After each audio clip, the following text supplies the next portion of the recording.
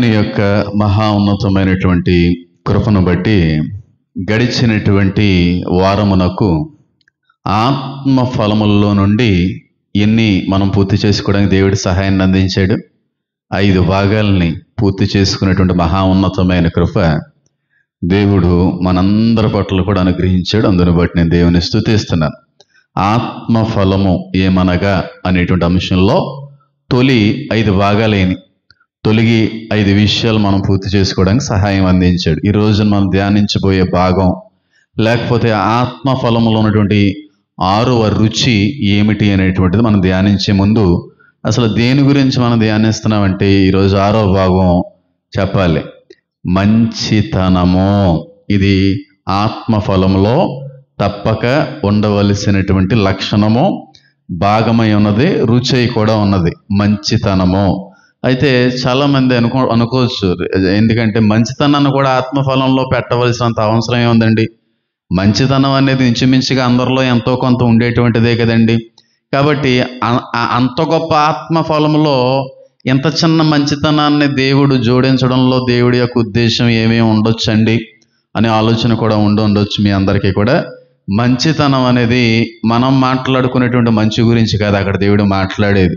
మనం కూడా మాట్లాడుకున్నాం కదా, దయ, లోక సంబంధమైన దయ ఎలా ఉంటుంది, దైవికమైనటువంటి దయ ఏ విధమైన రీతిలో ఉంటుంది అనేటువంటి తెలియపరిచాను.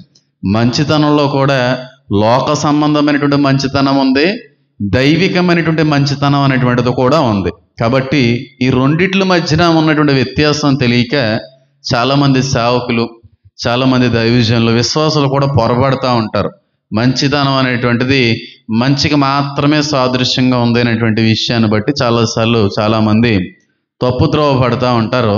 కానీ దాని యొక్క సంపూర్ణ ఆత్మీయ ఆధ్యాత్మిక అర్థాన్ని ఈరోజు మనం ధ్యానించుకుని ముందుకు వెళ్ళడానికి ప్రయత్నం అయితే చేద్దాం.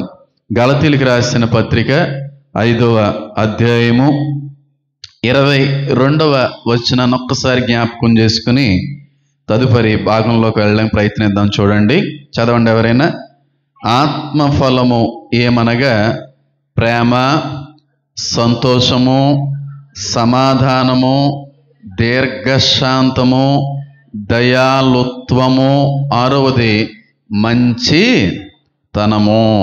ఈ రోజున ప్రతి ఒక్కరు ఉదయకాల సమయం మొదలు రాత్రి పడుకునేంత వరకు కూడా ఇంచుమించుగా అందరం మంచి అనేటువంటి మాటను ఉపయోగిస్తూ ఉంటాం.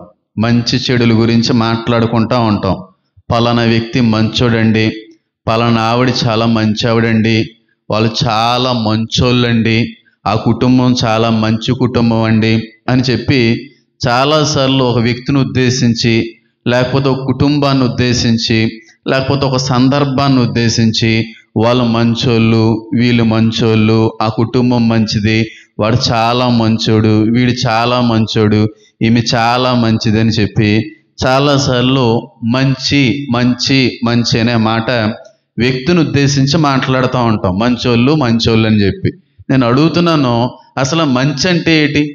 అసలు ఒక వ్యక్తిని మంచోడు అని ఏ విధంగా మనం అంటా ఉన్నాం? ఏ కారణాన్ని బట్టి ఒక వ్యక్తిని మంచోడుగా మనం తీర్పు తీరుస్తూ ఉన్నాం? ఏ కారణాన్ని బట్టి ఒక వ్యక్తిని మంచావిడ అని అంటా ఉన్నాం? మిమ్మల్ని అందరినీ ఒక ప్రశ్న అడుగుతున్నాను. మంచోళ్ళు, మంచావిడ, మంచాయిన అని అంటున్నాం కదా, అసలు మంచితనం అంటే ఏంటి? మంచోళ్ళు, మంచావిడ, మంచి వ్యక్తి అని చెప్పి ఒక వ్యక్తిని ఉద్దేశించి మాట్లాడుతున్న ఆ కారణం ఏమై ఉంది? ఎందుకు అంటా ఉంటాం? అసలు ఒక వ్యక్తిని మంచోడు అని ఏ కారణాన్ని బట్టి అంటాం చెప్పండి? చేసే పనులను బట్టి మంచోడు, చెడ్డోడు అని అంటా ఉంటాం, అంతేనా? అంతే. మంచితనం అనేది పనులకి సంబంధించిందా? మంచితనం అనేది క్రియలకు సంబంధించిందా? నిజంగా మంచితనం అనేది క్రియలకు సంబంధించింది అయితే నీ నీతి క్రియలు నా దృష్టికి మురుకు కొట్టల్లా ఉన్నాయన్నాడు. మంచితనం అనేది పనులకు సంబంధించింది కాదు, మంచితనం అనేటువంటిది క్రియలకు సంబంధించింది కాదు. కానీ లోకం అంటా ఉంటుంది వాడు మంచోడు, వీడు మంచోడు అని అంటా ఉంటారు. ఎందుకంటే ఒక వ్యక్తికి తాగుడు అలవాటు లేదనుకోండి, ఆ వ్యక్తి మంచోడిగా మనం తీర్పు తీరుస్తూ ఉంటాం. ఒక వ్యక్తి అమ్మాయిల వెంట తిరగేటువంటి వ్యక్తి కాదనుకోండి, చాలా మంచోడండి, అమ్మాయిల వెనకాల తిరగడండి అని అంటూ ఉంటాం. అవునా కదా? ఒక వ్యక్తి భార్యని కొట్టేటువంటి వ్యక్తి కాదనుకోండి, చాలా మంచోడండి బాబు, బంగారం లాంటి భర్త అండి, అసలు భార్య మీద చేయి చేసుకోండి అని చెప్పి ఒక వ్యక్తి పాపం చేయకపోతే, లేకపోతే త్రాగుడు వ్యసనం లేకపోతే, లేకపోతే ఒక ఆడదాని వెనకాల తిరగకపోతే, ఒక వ్యక్తిని తిట్టకపోతే, కొట్టకపోతే ఆ వ్యక్తిని మంచోడని అంటూ ఉంటారు. అయితే క్రియలను బట్టి ఒక వ్యక్తి మంచోడిగా తీర్పు పొందుతాడు అంటారా? క్రియలను బట్టి, చేసేటువంటి పనులను బట్టి, మాట్లాడే మాటలను బట్టి మంచోడిగా మనం తీర్పు తీరుస్తూ ఉంటాం. మంచోడిగా మనం ఆ వ్యక్తిని చూస్తూ ఉంటాం. కానీ వాస్తవానికి మంచితనం అనేది క్రియలకు సంబంధించింది కాదు. మంచితనం అనేటువంటిది పనులకు సంబంధించింది కాదు. మంచితనం అనేటువంటిది మనస్తత్వానికి సంబంధించింది. మంచితనం అనేటువంటిది మనసాక్షికి సంబంధించింది. మంచితనం అనేటువంటిది ఆ వ్యక్తి యొక్క మనసుకి, హృదయానికి సంబంధించింది మంచితనం. ఇప్పుడు మాట అంటున్నాను, బాగా అర్థమయ్యేలా చెప్తున్నాను చూడండి. ఆ వ్యక్తి తాగడు కాబట్టి మంచోడు అంటున్నాం, తాగడు కాబట్టి మంచోడు అని అంటున్నాం. తాగలే కానీ భార్యను కొడతాడు, మంచోడు అవుతాడా? ఆ వ్యక్తి అమ్మాయిల వెనకాల తిరగడండి కాబట్టి మంచోడు అంటున్నాం. అమ్మాయిల వెనకాల తిరగలే, వ్యభిచార నిలయాల వెనకాల తిరుగుతూ ఉంటాడు, మంచోడు అవుతాడా? ఆ వ్యక్తి చాలా ధాన్య కార్యక్రమాలు చేశాడండి, పేదలకు చాలా సహాయం చేశాడని అన్నీ చెప్పి ఆ వ్యక్తిని మంచోడు అని అంటూ ఉంటాం. కానీ అక్రమ సొమ్ముతో చేసేటువంటి మంచితనాల్లో మంచిగా దేవుడు ఎంచుతాడని మీరు అనుకుంటున్నారా? మంచితనం అనేది మనిషి క్రియలను బట్టి ఉండవు. మంచితనం అనేటువంటిది మనస్తత్వానికి సంబంధించింది. మంచితనము అనేటువంటి పదానికి తెలుగు బైబిలే కాదు, తెలుగు అనువాద పదాలు కూడా చెప్తున్నటువంటి అర్థం ఏంటంటే శ్రేష్టమైన, ఉన్నతమైన మనసాక్షి కలిగినోడు, ఉన్నతమైనటువంటి మనస్తత్వం కలిగిన వాడు అనేటువంటి అర్థాన్ని ఇచ్చేటువంటి మాట మంచితనం అన్నమాట.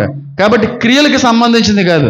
మంచితనం అనేది, మంచోడు అనేటువంటిది ఎప్పుడు కూడా ఆ వ్యక్తి యొక్క వ్యక్తిత్వానికి సంబంధించింది, మనస్తత్వానికి సంబంధించింది, ఆ వ్యక్తి యొక్క హృదయానికి సంబంధించింది మంచితనం. లోపల నుంచి బయటికి మంచి పనులు చేసినంత మాత్రాన లోపల మంచోడని ఉంటాడని గ్యారంటీ లేదు కదా.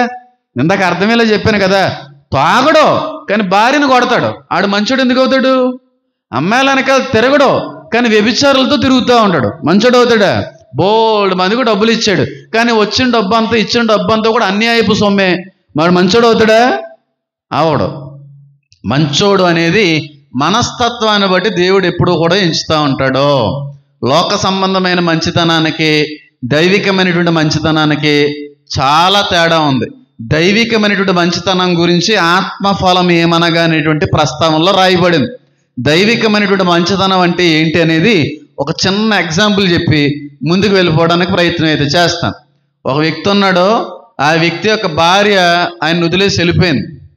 ఎందుకంటే త్రాగుబోతాడు, ఏ పని పాటు చేయడు, రోజు భార్యను కొట్టడం అనేటువంటిది అలవాటుగా మార్చేసుకున్నాడు ఆ వ్యక్తి. కాబట్టి పడింది, సహించింది, ఓర్చుకుంది. ఒకనొక సమయానికి నీతో నేను కాపురం చేయలేనురా, నీలాంటి వాడి దగ్గర ఎవరో కూడా ఉండర్రా అని చెప్పి వదిలి వెళ్ళిపోయింది. ఇంకా అలా కొడతా ఉండేవాడు అన్నమాట. తాగితే రాక్షసుడు అయిపోతా ఉండేవాడు. కాబట్టి తల్లి దూరం అయిపోయింది, తండ్రి గారు చనిపోయారు, పిల్లలు కూడా తల్లిగారితో, భార్య గారితో పాటు వెళ్ళిపోయారు, ఒంటరి అయిపోయాడు. తాగితే రాక్షసులాగా వ్యవహరిస్తూ ఉంటాడన్నమాట. త్రాగితే ఇంకా మంచితనం అనేది కనబడదు, అంత భయంకరమైనటువంటి చెడ్డ స్వభావాన్ని చూపేటువంటి వ్యక్తిగా అయిపోయాడు. బాగా తాగుతాడు. అయితే రోడ్డు మీద ఏదో ఒక రోజున తాగి వచ్చేస్తూ ఉంటే ఒక కుక్క పిల్ల రోడ్డు మీద కనబడింది. కుక్క పిల్లని తెచ్చిపెట్టుకున్నాడు. అందరూ వదిలేశారు కదా, అందరూ నన్ను పట్టించుకోవడం మానేశారు కదా, కుక్క అయినా ఉంటుందిలే, దానికి 4 మెతికిలేస్తే అలా పడు ఉంటుందని చెప్పి ఆ రోడ్డు మీద కనబడినటువంటి ఒక కుక్క పిల్లని తెచ్చి పెంచుకున్నాడు. చాలా బాగా చూసుకున్నాడు. మంచి ఆహారాన్ని దానికి ఏర్పరుస్తూ ఉండేవాడు, పాలు పోస్తూ ఉండేవాడు, తాగిన ప్రతిసారి కొట్టేస్తూ ఉండేవాడు. బాగా పెట్టేవాడే, బాగా పోసినోడే పాలు, కానీ తాగినప్పుడు మాత్రం కుక్క కంటే కూడా దారుణంగా కొడతా ఉండేవాడు అంట. కుక్క ఎప్పుడో కూడా కుక్కలా ఉంది కదా, పిల్ల ఎదుగుతుంది కదా, పెద్ద పిల్ల అయిపోయింది, పెద్ద కుక్క మారిపోయింది. పెద్ద కుక్కలాగా అయిపోయినప్పటికీ కూడా కొట్టడం మానలేదు. చైన్ కట్టేసి డోరికి దాన్ని బంధించేసి అంత గట్టి కొట్టేవాడంట. కొట్టేవాడంట. ఆ కొడుతున్నటువంటి సమయంలో అరుపులకి చుట్టుపక్కల వాళ్ళు అనేవారంట, ఏమయ్యా కుక్కను అలా కొట్టేస్తున్నావు ఏంటి, చచ్చిపోద్ది కదా, ఎంత పాపం చేస్తున్నావు, ఈ రోజున ఇంట్లో వాళ్ళని చందనాడుకున్నావు, కుక్కను కూడా అంత కిరాతకంగా హింసిస్తా ఉన్నావు, ఆ కుక్కకి బేగా మరణం వస్తే బాగుండు, ఆడి చేతిలో చచ్చిపోకముందే దేవుడు దాన్ని తీసేసుకుంటా బాగుండని చెప్పి చుట్టుపక్కల వాళ్ళు సైతం ఆ కుక్కను కొడుతున్నటువంటి క్రమంలో వాళ్ళ యొక్క బాధను వ్యక్తపరిచేవారు. అంటే ఎంత దారుణంగా కొట్టేవారు అర్థం చేసుకోండి.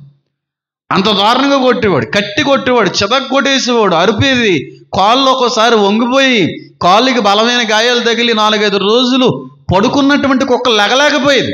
అంత భయంకరంగా కొట్టాడు, అంత చెడ్డగా ప్రవర్తించాడు, అంత కిరాతకంగా దాని పట్ల వ్యవహరించాడు.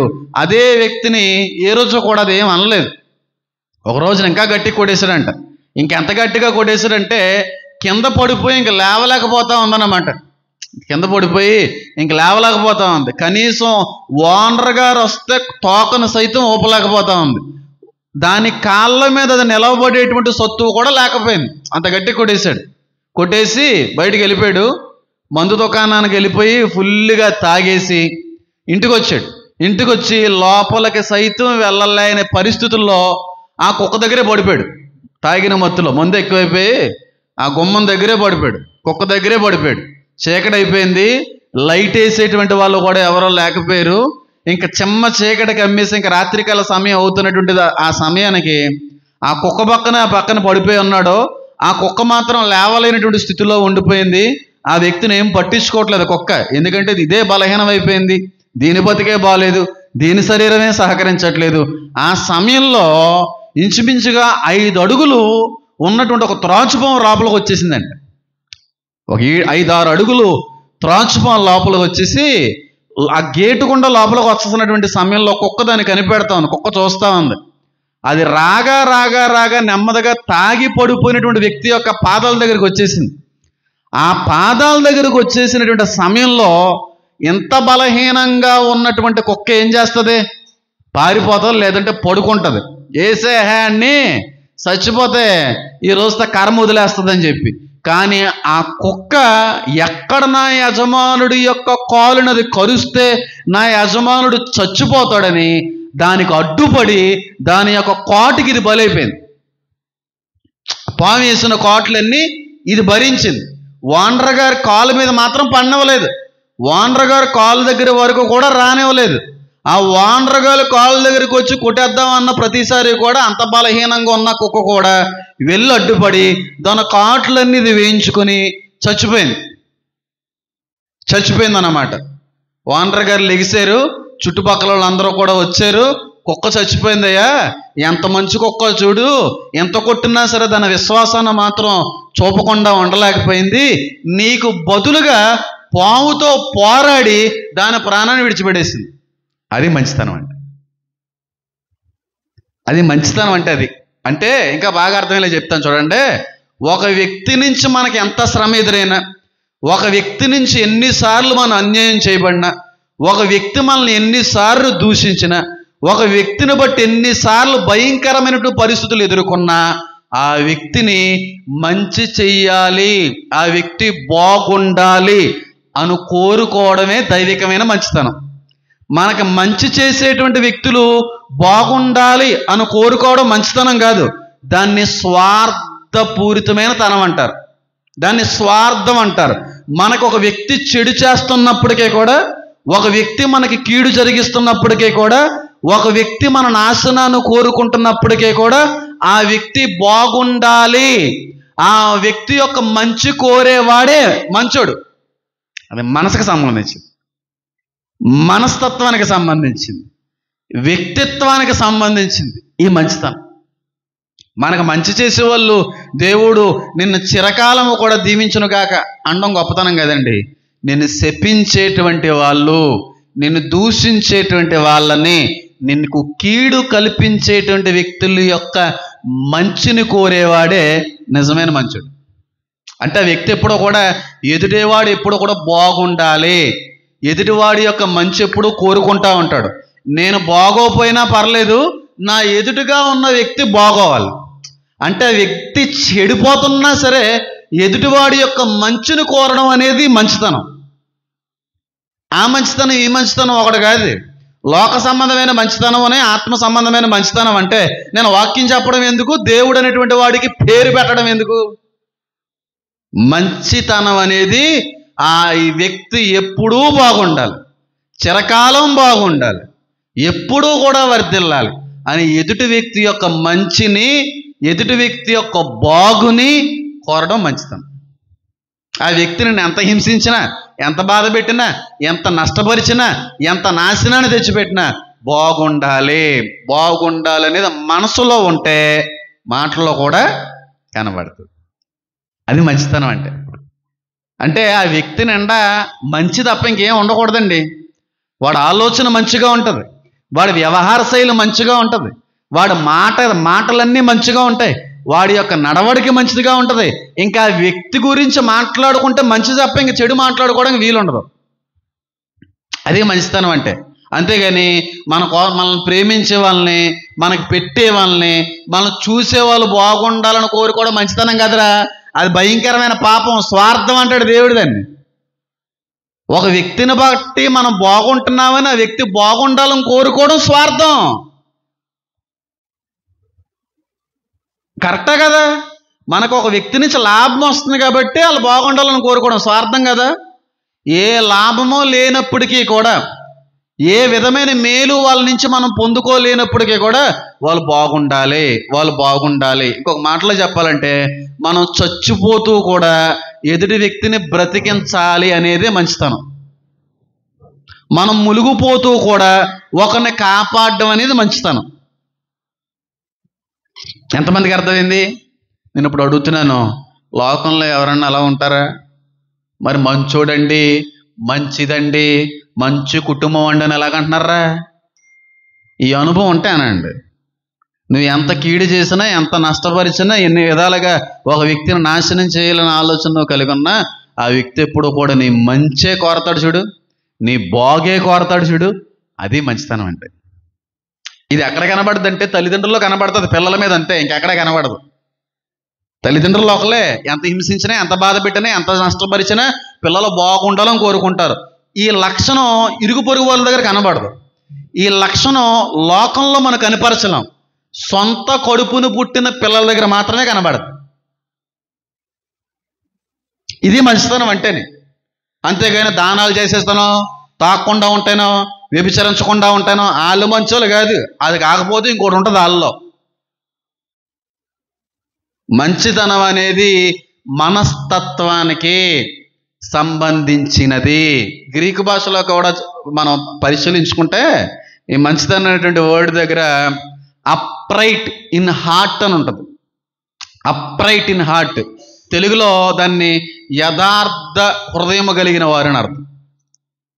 యథార్థ హృదయం కలిగిన వారు, అప్రైట్ ఇన్ హార్ట్ మంచితనం అంటే.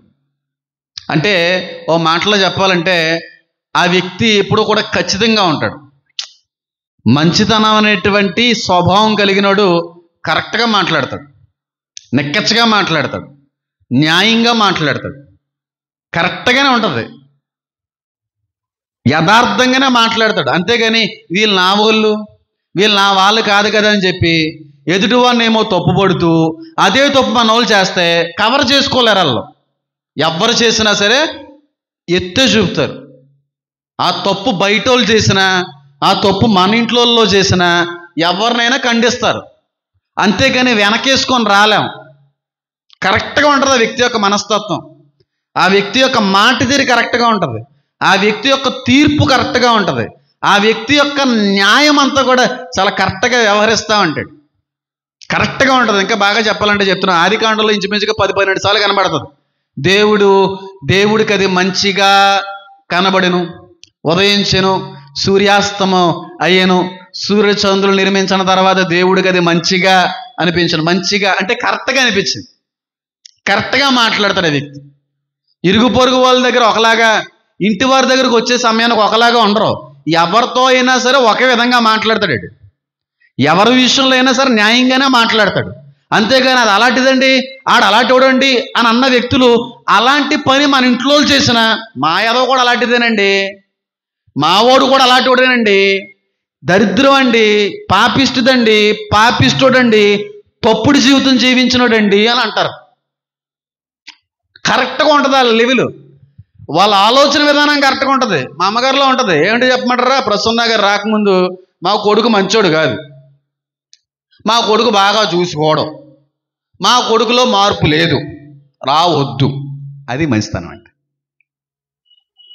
నా కూతురి జీవితం ఎలాగైతే బాగుండాలని అనుకుంటావో ఇతరుల గురించి కూడా అలా బాగుండాలి అని కోరుకోవడం మంచితనం. అంతేగాని నా వాళ్ళు కాబట్టి మా వాళ్ళని అలా బ్యాట్ చేసి మాట్లాడతామండి, మా పిల్లని అక్కడన్నా బయట ఎవరన్నా ఏమన్నా ఉంటూ ఊరుకుంటాం ఏంటండి? మరి అందరి పిల్లల్ని అంటున్నావు నువ్వు, అది కరెక్ట్ కాదు కదా. అది కరెక్ట్ అయితే దేవుడు అసలు కూడా ఆ పదాన్ని ఉపయోగించడానికి ఇష్టపడ్డాడు. నలుగురికి పేర్లు పెట్టే వ్యక్తివి, ఆ నలుగురితో పాటుగా నీ వారు తప్పు చేసినా సరే పేరు పెట్టగలిగే రీతిలో ఉంటావు, న్యాయంగా మాట్లాడతావు, యథార్థంగా మాట్లాడతావు, నిక్కచ్చిగా మాట్లాడతావు. అంతేకాని నచ్చినోళ్ళకి నచ్చిన విధంగానే, మనకు అనుకూలంగా ఉన్న వ్యక్తులకు ఏమో సపోర్టివ్ కానీ, మనకు నచ్చనోళ్ళతోనేమో మరొక రకంగానే ఉండలేం. ఎవరితో అయినా సరే స్ట్రైట్గా మాట్లాడతావో, కరెక్ట్గా మాట్లాడతావో, హృదయంలో ఉన్నది నిబ్బరంగా మాట్లాడతావో, ఇది క్యారెక్టర్. Upright in heart. ఉంటారు అలాగా ఈ రోజుల్లో ఎవరన్నా? ఇంట్లో చేసిన తప్పులు కవర్ చేసే వ్యక్తులు ఎక్కువ మంది. అందరికీ పేరు పెడతా ఉంటాం, కానీ ఏదో రంగు కనబడదన్నట్టుగా ఏ రంగులు బయట ఉన్నా లోపల ఉన్నా ఒకలాగే మాట్లాడాలమ్మా. మన బంధువులని, మన ఇంటి వారిని, మన పిల్లలని ఒక విధంగానే, బయట పిల్లలని ఇంకొక రకంగా మాట్లాడతావా? ఒకవేళ బయటి వారు చేసిన తప్పే నీ ఇంటి వారు కూడా చేస్తే నీ వారిని కూడా నువ్వు ఖండించాలి.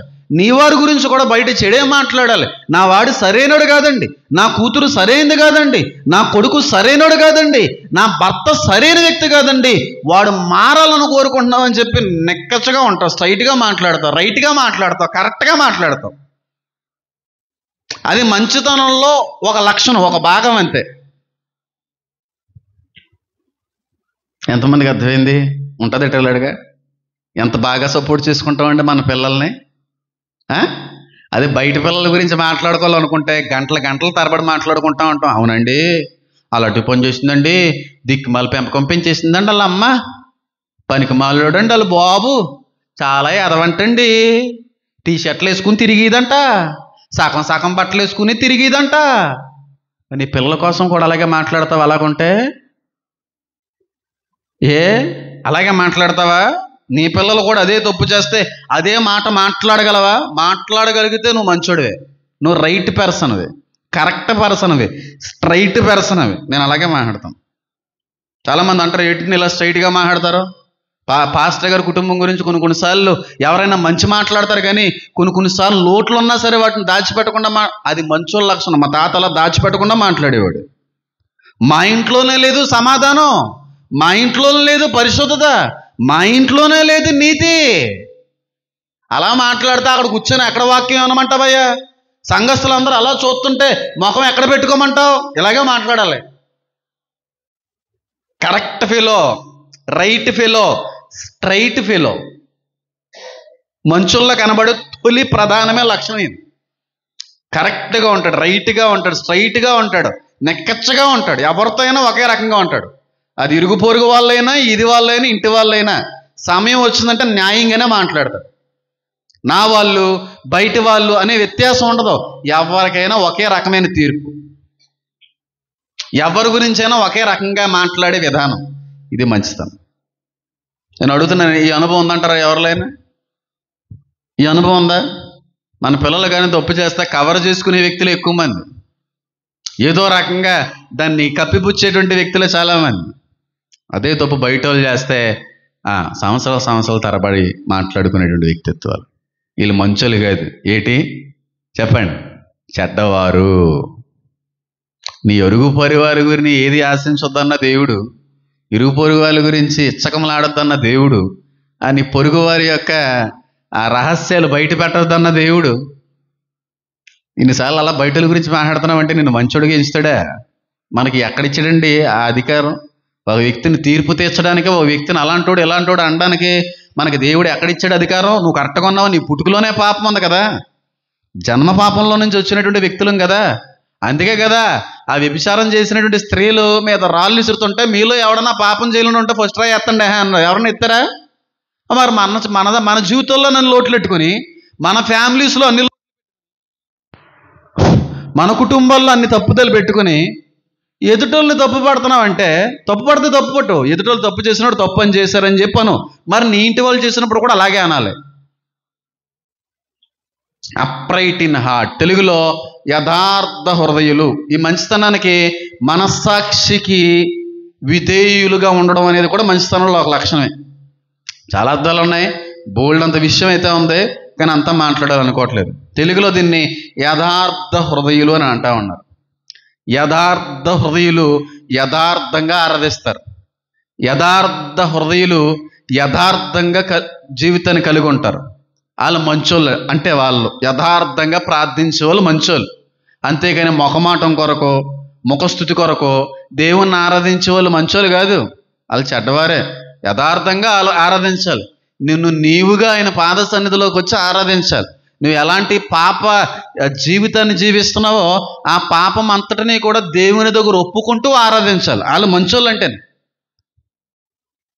వాళ్ళు మంచోళ్ళు అంటే ఈ యథార్థతలో ఉండే 3 భాగాలు చెప్పి వాక్యంలోకి వెళ్ళిపోతాను. మీకు అర్థం అవ్వాలి కాబట్టి పెద్ద కాన్సెప్ట్ ఇది, కాబట్టి ఏదో చెప్పేసి వెళ్ళిపోకూడదు. యథార్థ హృదయులు అంటే యథార్థంగా ఆరాధిస్తారు. దేవుణ్ణి ఆరాధించే వాళ్ళు ఆత్మతోనూ సత్యముతోనూ రైట్ కరెక్ట్గా ఆరాధిస్తారు వాళ్ళు. అంతేగాని దేవుణ్ణి ఆరాధించేటువంటి వ్యక్తుల దగ్గర యథార్థత లేకుండా చేసే ఆరాధనలు చాలామంది ఉన్నారు. ముఖస్థుతి కొరకు దేవుని దగ్గరకు వచ్చేటువంటి వాళ్ళు, బాగోదేమో అని చెప్పి దేవుణ్ణి ఆరాధించేటువంటి వాళ్ళు ఈ విధంగా ఆరాధిస్తూ ఉంటారు. యథార్థంగా ఉండాలండి. దేవుడి దగ్గరకు వచ్చావా, నీలో పాపం ఉందా, నీలో లోటు ఉందా, డైరెక్ట్గా ఒప్పుకొని మాట్లాడాలి. నేను కరెక్ట్ మనిషిని కాదు, నేను దౌర్భాగ్యుడను, నేను దిక్కుమాలోని, నేను భ్రష్టుడను, నాలో ఇంకా ఈ పాపం ఉంది, నాలో ఇంకా ఈ దోషం ఉంది, నాలో ఇంకా లోటు అనేటువంటిది ఉంది అని చెప్పి ఆయన దగ్గర ఒప్పుకుంటూ ప్రార్థిస్తారు, ఒప్పుకుంటూ ఆరాధిస్తారు. ఒప్పుకోలు ప్రార్థన చేసేవాళ్ళు యథార్థవంతులు. యథార్థంగా మాట్లాడతారండి. పలానా వ్యక్తిని అంటూ ఉంటారు కదా, ఏదున్నా సరే సూటిగా నీతిగా కరెక్ట్గా మాట్లాడతారు. అంటే కరెక్ట్గా ఉండాలి దేవుడి దగ్గరికి వచ్చేవాడు. యథార్థంగా ఒప్పుకోవాలి. ఆరాధించే సమయంలో నువ్వు ఎలాంటి వాడో దేవుడి దగ్గర ఒప్పుకోగలగాల. నీ స్థితిగతులు ఏంటో ఆయన దగ్గర ఒప్పుకోగలగాలి. నీ స్వభావం ఎలాంటిదో ఆయన దగ్గర ఒప్పుకొని ప్రార్థన చేయాలి. నేను ఎంత మంచోని ప్రభా, ఎంత మంచిదాని ప్రభా, అయినా నాకేందుకు ఇన్ని కష్టాలు ప్రభా. మంచిదాన్ని మంచోడు అని అనుకోవడమే పెద్ద పాపం. మనుషులకే కనబడిపోతున్నాయి కదా నీలో ఉన్న లోటుపాట్లు, మరి దేవుడికి ఇంకెన్ని కనబడుతున్నాయి? రైట్గా మాట్లాడాలి, రైట్గా ప్రార్థన చేయాలి, స్ట్రైట్గా ప్రార్థన చేయాలమ్మా. యథార్థంగా ఒప్పుకుంటూ దేవుని దగ్గర ప్రార్థించాలి. ప్రార్థించడం అంటే నాకు అది కావాలి ఇది కావాలి కాదు, నువ్వు ఏంటో ముందు ఆయన దగ్గర ఒప్పుకోవాలి. నేను ఎలాంటి వాడినని చెప్పు ఒప్పుకొని తర్వాత ఆయన కృపను పొందుకోవాలి. ఇది ఒప్పుకోరు, యథార్థంగా ఆరాధించరు, యథార్థంగా ప్రార్థన చేయరు. నీవుగా ఎప్పుడైనా దేవుని దగ్గర ప్రార్థించడం అనేది చేసావా? నీ తప్పులు ఒప్పుకుంటూ ప్రార్థన చేసావా? యథార్థంగా ఆరాధన నీలో లేదు కాబట్టి నువ్వు మంచిదానివి కాదు. యథార్థత కలిగి ఉంటారు. యథార్థం కలిగిన వాళ్ళు దేవుడికి ఇచ్చే విషయంలో నమ్మకంగా ఉంటారు. అంతేగాని యథార్థతను కోల్పోరు, కృతజ్ఞతను కోల్పోరు. అస్సలు చాలా కరెక్ట్గా ఉంటారు. కానీ దేవుడి దగ్గర నుంచి అన్నీ ఆశిస్తుంటారు, దేవుడి కొరకు ఏం చేయలేరు కొంతమంది. వీళ్ళ దగ్గర యథార్థత లేదు, వీళ్ళు స్వార్థపరులు, స్వలాభిపేక్షలు అన్నాడు బైబిల్లో. దేవుడు అన్నీ చేయాలి కానీ దేవుని కొరకు ఏమీ చేయలేరు. కృతజ్ఞత కలిగి ఉండలేరు, కృతజ్ఞతాభావం కలిగి అసలు ఉండలేరు. వీళ్ళు యథార్థత లేని వాళ్ళే. ఇంకా చాలా మాట్లాడుకుంటే యథార్థత గురించి చాలా ఉంది, కానీ ఒకే పాయింట్లో నేను మాట్లాడుకొని ముందుకు వెళ్ళిపోవాలనుకుంటున్నాను కనుక వెళ్ళిపోతాను. మంచితనము అనేటువంటిది ఇంగ్లీష్లో అప్రైట్ ఇన్ హార్ట్ కరెక్ట్గా ఉంటుంది. రెండవది యథార్థంగా ఉంటుంది వాళ్ళ యొక్క జీవితం. ఆరాధనలో యథార్థత, దేవుడి పట్ల కృతజ్ఞత భావంలో యథార్థత, వాళ్ళ యొక్క వ్యక్తిగత జీవితాన్ని దేవుడి దగ్గర ఒప్పుకునే విషయంలో చాలా యథార్థంగా వ్యవహరిస్తారు. మూడవదిగా మనసాక్షికి విరోధంగా చేయని వారే మంచోళ్ళు. మంచితనం అంటే మనసాక్షికి వ్యతిరేకంగా ఉండలేరు వాళ్ళు. మనస్సాక్షికి విభిన్నంగా ఉండలేరు వాళ్ళు. మనస్సాక్షికి లోబడే వాళ్ళు మంచితనం కలిగి ఉన్నవాళ్ళు. అంటే అర్థమైందా మీకు? అర్థమైందా లేదా? తిమోతికి రాసిన పత్రికలు ఉంటాయి, తీయవసరం లేదులే. మీ మనస్సాక్షికి ఏం చేశారు? వాత వేశారు అని చెప్పి. అంటే మనస్సాక్షి చచ్చిపోయింది చాలా మంది జీవితాల్లో. తెలుసు వాళ్ళకి, వాళ్ళు చేసేటువంటి పని చెడ్డది, వాళ్ళు చేసేటువంటి పని అన్యాయంతో కూడినది, వాళ్ళు చేసేటువంటి పనిలో నీతి లేదు అనేటువంటి విషయం మనసాక్షి తెలియపరుస్తున్నప్పటికి కూడా, మనసాక్షి వద్దు అని చెప్తున్నప్పటికీ కూడా చేసేటువంటి వాళ్ళే మంచోళ్ళు కాదు. ప్రతి ఒక్కరిలో మనసాక్షి పనిచేస్తుందండి. క్రైస్తవుడు కానవాడైనా సరే, నువ్వు చేసేటువంటి పని సరైనది కాదనుకో, నువ్వు చేసేటువంటి పని రైట్ కాదనుకో, ఏ వ్యక్తినైనా సరే మొదటగా గద్దించేది మనసాక్షే. నువ్వు చేసేది కరెక్ట్ కాదు కదా, నీ ఆలోచన కరెక్ట్ కాదు కదా, నీ తలంపులు కరెక్ట్ కాదు కదా, నీ ఉద్దేశాలు కరెక్ట్ కాదు కదా అన్నప్పుడు ఆగిపోతాడు చూడు. అంటే మనసాక్షికి లోబడతాడు చూడు. అవును కరెక్ట్ కాదని అనిపిస్తుంది కనుక చెయ్యకూడదని అంటాడు చూడు, ఆడు మంచోడు, వాడి యథార్థమైనటువంటి వాడాడు. మనసాక్షి గద్దిస్తున్నా, మనసాక్షి వద్దంటున్నా, నువ్వు చేస్తున్నటువంటి పని సరైనటువంటిది కాదని నీకు అనిపించినా, మనసాక్షిని చంపేసి మనసాక్షికి వాత పెట్టేసి నువ్వు అనుకున్నదే సాధించడానికి తప్పైనా సరే ముందుకెళ్తావు చూడు, నువ్వు దరిద్రు కొట్టురాలివి, దరిద్రుడివి నువ్వు. ఎంతమందికి అర్థమైంది? మనసాక్షి చాలా మందిలో ఎప్పుడో చచ్చిపోయింది తెలుసా అండి? బైబిల్ ఎవరిది?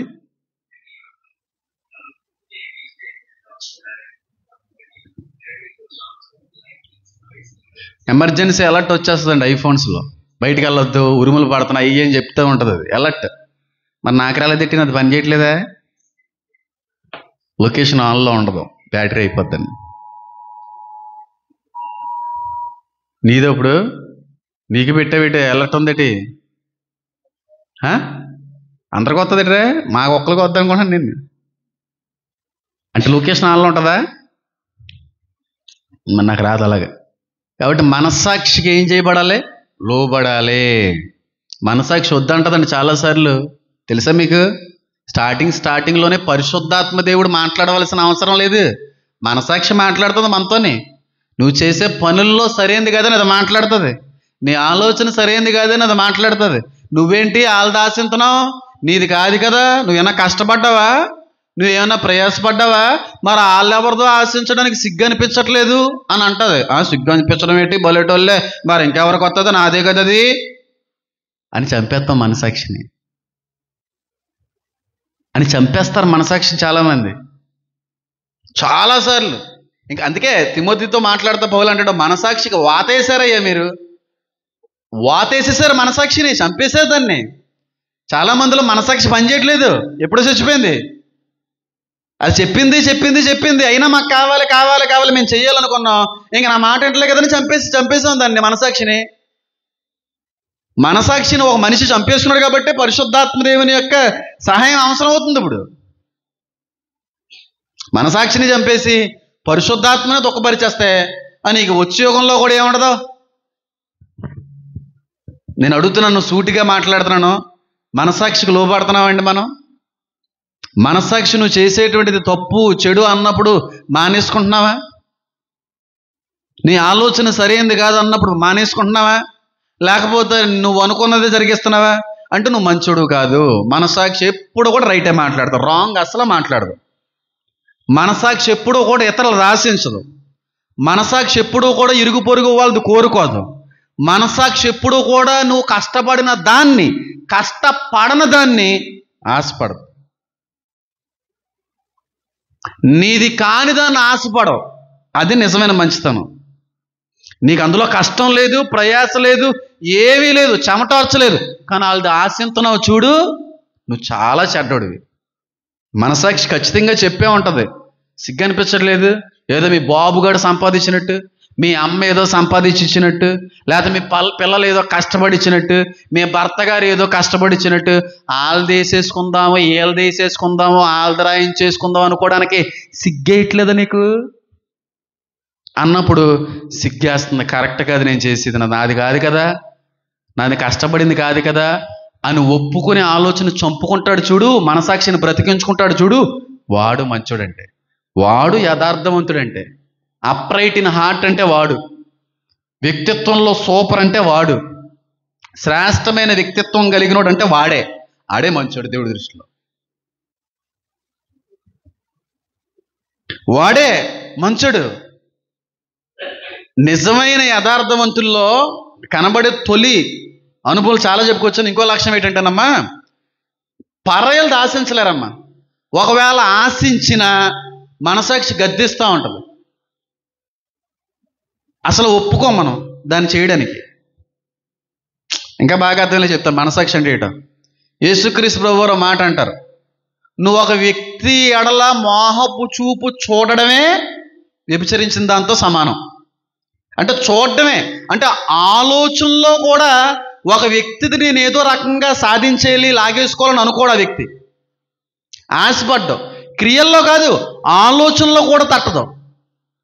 ఆలోచనలో కూడా ఒక వ్యక్తిని ఆశించలేం, ఆడు మంచోడు. ఆలోచనలో కూడా ఒక వ్యక్తి యొక్క కష్టాన్ని కోరుకోం, వాడు మంచోడు. ఇదేవి లేకుండా వేసేసుకోవాలి, పడేసేసుకోవాలి, రాసేసుకోవాలి అనుకుంటున్నావంటే నువ్వెవరో చెప్పండి. నీచ నికృష్ట జాతికి సంబంధించిన వ్యక్తులు.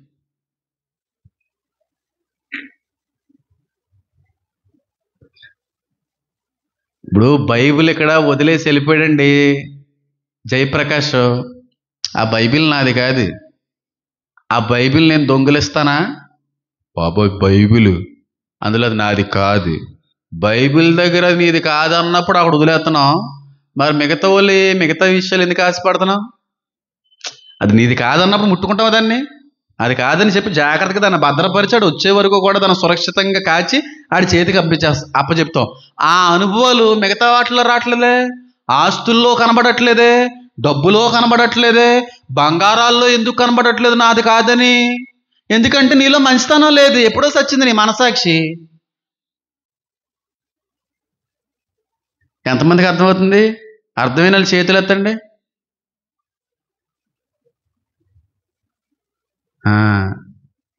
బాగా అర్థమవుతుంది కదా.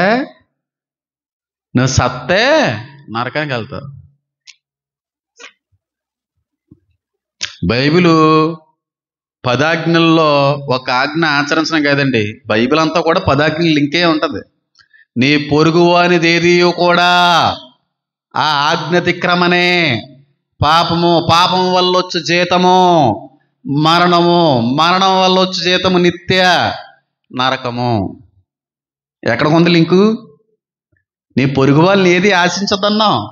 నీ పొరుగు వాళ్ళది ఆశిస్తున్నప్పుడు మనసాక్షి గద్దిస్తా ఉంది, రైట్గా ఉండు, స్ట్రైట్గా ఉండు, కరెక్ట్గా ఉండు, నీతిగా ఉండు, న్యాయంగా బతుకు దరిద్రుడా. ఆడెవడో కష్టపడిందని వేసుకుంటానట్ట పెట్టి సిగ్గులు. అయ్యి బాబాయ్ ఇదేంటిది ఇలాంటి ఆలోచన వచ్చింది, నేను కష్టపడలేదు, మా అమ్మ బాబులు ఇచ్చింది కదా, వాళ్ళెవరితో నేను రాయించుకోవడం అని భయపడతావు. వాళ్ళెవరితో నేను వేసుకోవడానికి భయపడతావు, ఆశపడవు. నిజమైన యథార్థత కలిగినోడు పొరుగు వాళ్ళది ఏది కూడా ఏం చేయడు, ఆశించడం. అసలు ఆలోచనలో కూడా రాదండి. ఒక వ్యక్తితో పాపం కాదు, ఆ వ్యక్తి పట్ల పాపపు ఆలోచన కూడా రాదు మనుషులకి. ఆ వ్యక్తితో ఎలా ఉండాలి అలా ఉండాలి ఊహల్లో కూడా వ్యక్తిని తప్పుగా ఆలోచించలేడు మంచోడైతే.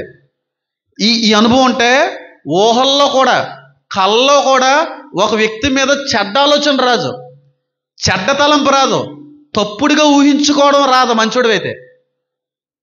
నువ్వు మంచోడు కాదు కాబట్టే ఒక వ్యక్తిని చెడ్డగా ఊహించుకుంటున్నావు, తప్పుడుగా ఊహించుకుంటున్నావు. పాప సంబంధమైన యోచనలు ఆలోచనలు ఒక వ్యక్తి మీద నీకు కలుగుతున్నాయంటే నువ్వు మంచోడు కాదని అర్థం. నువ్వు నిజంగా మంచోడు అయితే అదేంటి ఆవిడ మీద అలాంటి ఆలోచన వస్తుంది, నాకు అక్క సమానరాలు, వదిన సమానరాలు, తల్లి సమానరాలు, పిన్ని సమానరాలు, ఇలాంటి ఆవిడ మీద నాకు ఇలాంటి ఆలోచన వస్తుంది దరిద్రం వచ్చి అని చెప్పి ఆలోచన చంపుతాం. మనసాక్షిని కాదు చంపేది. అదేంటి ఆ కుర్రోడు నాకు కొడుకు సమానం కదా, నా కొడుకు వయసు ఉంటుంది కదా, అదేంటి అలాంటి ఆలోచన అని చంపుకుంటావు, మనసాక్షిని చంపలేవు. ఎంతమందికి అర్థమైంది? ఇలాగే ఉంటుంది వాక్యం అంటే. మూలుగులను విభజించు మట్టుకు వెళ్ళిపోద్దంట. అది వాక్యం అంటేనే. పైపైన తాకేసి వెళ్ళిపోయేది వాక్యం కాదు, సర్రమని వెళ్ళిపోద్ది లోపలికి. మైన్యూట్ సెకండ్స్లో మూలుగులు సైతం విభజిస్తుంది వాక్యం. అది నిజమైన వాక్యం, యథార్థమైన వాక్యం. అది స్ట్రైట్గా ఉంటుంది, రైట్గా ఉంటుంది, కరెక్ట్గా ఉంటుంది, ఫేర్గా ఉంటుంది. వాక్యం ఫేర్గా ఉంటుంది. మంచితనం అనేది మనస్తత్వానికి సంబంధించింది. వారిని దేవుడు అన్నాడు అప్రైట్ ఇన్ హార్ట్ అన్నాడు. స్ట్రైట్గా మాట్లాడతాడు, రైట్గా మాట్లాడతాడు, కరెక్ట్గా మాట్లాడతాడు, ఎవరి విషయంలో అయినా సరే న్యాయంగా మాట్లాడతారు. రెండవదిగా యథార్థంగా ఉంటారు, యథార్థంగా ఆరాధిస్తారు, యథార్థంగా దేవుడికి ఇస్తారు, యథార్థంగా నిన్ను నీవుగా దేవుని దగ్గర ఒప్పుకుంటావు. మంచితనం అనేది మనసాక్షికి విరోధంగా ఉండలేరు, మనసాక్షికి లోబడతారు. నువ్వు చేసే తప్పు అయితే ఆగిపోతారో, నువ్వు చేసేది అన్యాయం అని నీకు అనిపిస్తే చేయలేరు, నువ్వు ఆశించేది నీది కాదు అని చెప్పి నీ మనసాక్షి నిన్ను గద్దిస్తే ఆశలో ఒక వంతు కూడా ఆలోచనకి రానియ్యలేడు. వీడు మంచోడు, వీళ్ళు దేవుని దృష్టిలో మంచోళ్ళు, వీళ్ళు వెళ్తారు దేవుని రాజ్యానికి, వీళ్ళు వెళ్తారు. అంతేగాని పరాయోళ్ళు అంతటినీ కూడా వేసేసుకుందాం, ఆ బంగారం అంతా కూడా నా మెడలో పడిపోవాలి, ఆ బిల్డింగ్ అంతా నా పేరు మీదకి వచ్చేయాలి, లేకపోతే వాళ్ళ బ్యాంక్ బ్యాలెన్స్ అంతా నేను రాయించేసుకోవాలి. ఇవన్నీ కూడా మంచోళ్ళు ఉండే లక్షణాలు కాదు. ఎవరిలో ఉండే? దుర్మార్గుల్లో ఉండే సైతాన్ లక్షణాలు అవన్నీ. అసలు నిజంగా మంచుడైతేనండి, నిజంగా మంచుతో నింపబడిన వ్యక్తులైతే ఆలోచనలో కూడా పాపం చేయలేడండి. ఆలోచనలో కూడా చెడుకి, అవినీతికి స్థానం ఇవ్వడం, అవకాశం ఇవ్వడం. ఆలోచనలో కూడా చెడు రాదు ఆ వ్యక్తికి. ఒకవేళ వచ్చినా చంపుతాడు ఆలోచన, దానిలో ఫ్లో అవ్వడం, దానిలో కంటిన్యూ అవ్వడం. వీళ్ళు మంచోళ్ళంటే, వీళ్ళు మంచోళ్ళంటే అంత ఫేర్గా ఉండాలి, అంత కరెక్ట్గా ఉండాలి. బతుకుతే అలాంటి బతకాలి. తినడానికి తిండి లేకపోగా అడుక్కునేటువంటి పరిస్థితికి వచ్చి, గెంజి నీళ్ళు తాగే పరిస్థితి వచ్చి, ఇస్తరాకుల మీద మెతుకులు నాకేటువంటి రోజు వచ్చినప్పటికీ కూడా నెక్కచ్చగా బతకాలి, రైట్గా బతకాలి, న్యాయంగా బతకాలి, అసలు అన్యాయానికి అవకాశం ఇవ్వకుండా బతకాలి. ఆడు నిజమైన మంచోడు. అడుక్కునేటువంటి పరిస్థితి వచ్చినా సరే అడుక్కునైనా తింటాను, కానీ అలాంటి పాపపు సొమ్మును మాత్రం ఆశించను, దరిద్రగొట్టు పనులు చేసి మాత్రం డబ్బు సంపాదించను. ఆడు మంచోడు. అంటే మంచోళ్ళు ఎప్పుడూ కూడా రోడ్డు మీద అడుక్కున్న వాళ్ళలోనే ఉంటారు, వాళ్ళే మంచోళ్ళు. అందుకే వాళ్ళు అంత దీనస్థితికి వెళ్ళిపోయినా సరే తప్పు మార్గాలను ఎంచుకోరాళ్ళు. ఎంచుకుంటే వాళ్ళ లైఫ్ కూడా అందరిలాగే ఉందును. మనం ఉండరు, అడుక్కున్నా తింటాను కానీ బయట వాళ్ళు మనకెందుకండి అనుకుంటాడు. ఆడు మంచోడు.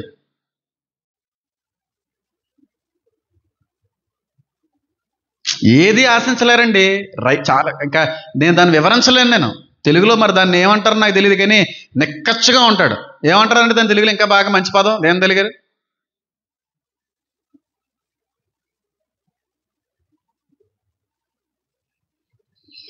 మాకు రాదు కదా, అందుకు అడుగుతున్నాం. ఏమంటుంటారండి వాళ్ళని? భలే అంటారు మీరు.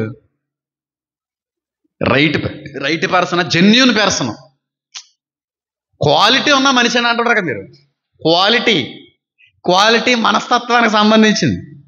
క్వాలిటీ బట్టల్లో కాదు చూడాల్సింది, క్వాలిటీ మేడల్లో కాదు చూపించాల్సింది, క్వాలిటీ క్యారెక్టర్లో చూపించాలి. క్యారెక్టర్లో కనబడదు క్వాలిటీ అనేది. ఆడు మంచోడు, వాడు యథార్థవంతుడు. ఊరి మీదతో ఆశించేసి ఎవడో ముగుడు కష్టపడిన దాన్ని లాగేసుకుందాం, వేసేసుకుందాం, రాయించేసుకుందాం. చిచ్చి అయ్యేం బుద్ధులు బాబు, దరిద్రం కాకపోతేనే. ఎవరో భర్త సంపాదించి కష్టపడి చేసిన దాన్ని లాగేసుకోవడం మంచితనమా? అది మంచితనమా? దాన్ని ఏమంటారా? అన్యాయతనము, అన్యాయస్తులు అంటారు వాళ్ళు. పొరుగు వాళ్ళని ఆశించే వాళ్ళు మంచోళ్ళు అనిపించుకోరు.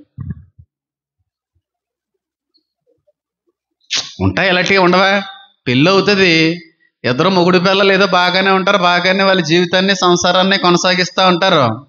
ఈ పెళ్ళంగారు ఆవిడ ఫోన్ చేస్తూ ఉంటుంది, ఏయ్ బుట్టలు వేసావా మీ ఆయన్ని లేదా, బుట్టలు వేసావా లేదా మీ ఆయన్ని లేదా, మీ అత్తగారు ఆ తోడు నెమ్మదిగా మాటల్లో ఏదో రకంగా బురుడి చెయ్యాలి. పిచ్చిదానా, నీకు తెలియట్లేదు ఎవరితో ఎలా ఉండాలో. నీకు మాట్లాడడం చేత కావట్లేదే. అత్తగారితో ఎలా ఉండాలో నీకు తెలియట్లేదే. కోడలు అనిపించుకున్నావు కానీ ఆ కోడలు ఎలా ఉంటుంది, నువ్వు ఎలా ఉంటున్నావు. జాగ్రత్తగా ఉండాలి, బాగా మాట్లాడాలి, చివరి చేసి అంతా కూడా నీకే పెట్టేలాగా ఉండాలి, అలా మార్చుకోవాలి అన్నప్పుడు నిజంగా మంచిదనవి, మంచోడు అనుకో. చిచ్చిచ్చి అదేం పద్ధతి అది. వాళ్ళ దగ్గర ప్రేమ సంపాదించుకోవడానికి ఇలాంటి దరిద్రగొట్టు పనులు చేయాలని అనిపించి అలాంటివి చెయ్యు. ఉంటారు కొంతమంది తల్లులు పాడు చేస్తూ ఉంటారు కూతుళ్ళని. అది రాయించుకో, ఇది రాయించుకో, అది లాగేసుకో, ఇది లాగేసుకో, ఇది వేసేసుకో, బుట్టలు అది వేసేసుకో, వాళ్ళని ఏదో రకంగా మ్యానిపులేట్ చేసి ముందన్నటే ముందటే అది ఎవరితో చెప్తుంది ముందెట్టమని. ఇది విడేస్తుంది సొంత ముగుడికినే సొంత కుటుంబాలకినే. నీ మాట వినాలంటే పెట్టాలా అంటే పెట్టేసిన దరిద్రులు ఉంటారు. వాళ్ళు చచ్చిపోతే నరకంలో మాత్రం బాగా ఫ్రై అవుతారు. మందులెట్టి భర్తలు మార్చుకుందాం అనుకున్న వాళ్ళు, తల్లిదండ్రులు ముందెటే మీ అత్తగారికి, మీ ఆయన గారికి ముందెటే, లేకపోతే నీ మాట వినరు, నువ్వు లాక్కోవాలంటే ముందెట్టాలన్నప్పుడు నీ మనసాక్షి వద్దు, తప్పది. ముందెట్టి మార్చుకుంటావా? సిగ్గులేదు, చచ్చిపోతాడే. ఆ ముందెడితే ఎంతో కాలం బతకడే, ఆరోగ్యం పాడైపోద్ది. ఆ అత్తగారిలో నీ తల్లిని చూడవే, వాళ్ళకు ముందెట్టడం ఏంటి అని మనసాకి గద్దించిన అయ్య బాబాయ్ ఎవరికన్నా వెళ్ళిపోద్దేమో అని చెప్పి ముందెట్టి మార్చుకోవడానికి చూస్తారు చూడు ఫ్రయ్యాల్లో. ఇక్కడ ఎవరన్నా ఉన్నారు ఇట్లా అలటెళ్ళు బలి వచ్చింది మాట, అసలు అనుకోలేదు. ఇది ఎవరో ఉన్నారు, లేకపోతే ఆ మాట రాదు. ఒకవేళ ఉంటే గుర్తుపెట్టుకో, నీ తరతరాలు కూడా శపించబడతాయి. జాగ్రత్త, ఒక్కరు పోగొరు నీలో. మందులెట్టి మార్చుకునేటువంటి భార్యలు ఉన్నారు, మందులెట్టి అత్తగారులను సైతం మార్చుకోవడానికి ప్రయత్నించినటువంటి కోడళ్ళు ఉన్నారు, బంధువులు కూడా చాలామంది ఉన్నారు. వాళ్ళు మంచివారు కానీ చెప్పండి కాదు. మనసాక్షి గద్దెచ్చుతండి అలా మందులు గిందులు ఎడుతున్నప్పుడు, తంత్రాలు మంత్రాలు వేస్తున్నప్పుడు ఎంత బాధ అనిపిస్తుందమ్మా. మనకెవరన్నా ఏదన్నా చేయించారంటేనే మనకు ఎలా అనిపిద్ది, గుండెలంతా బెంబేలు ఎత్తిపోవో. ఒక నిమ్మకాయ తొక్కేస్తేనే నిద్ర పడుతుందండి. అలాంటిది నీది కానీ ఇంకొక శరీరాన్ని లోపరుచుకోవడానికి ఇలాంటి పరికమాలను పనులు చేస్తున్నాడు. మనసాక్షి గద్దెచ్చుతండి. సిగ్గు అనిపిస్తే మందులు ఎడతారండి. మా అమ్మ చెప్పింది, మా నాన్న చెప్పాడు, లేకపోతే వర్కౌట్ అవ్వదంటాను మందులెట్టు మార్చుకుంటారండి సిగ్గుమలేదలో. వాళ్ళు బాగుపడతాను నేను ఆరాధించేవాడు అసలు దేవుడే కదా, సైతానుడు. వాళ్ళు బాగుంటా నేను ఆరాధించేవాడు దేవుడు కాదు. తరతరాలు బాగోవాలి, ఏ తరం బాగోదు వాళ్ళది. పడుకోకండి, వాక్యం తగులుతున్నప్పుడు నిద్ర వచ్చేస్తూ ఉంటుంది కొంతమందికి.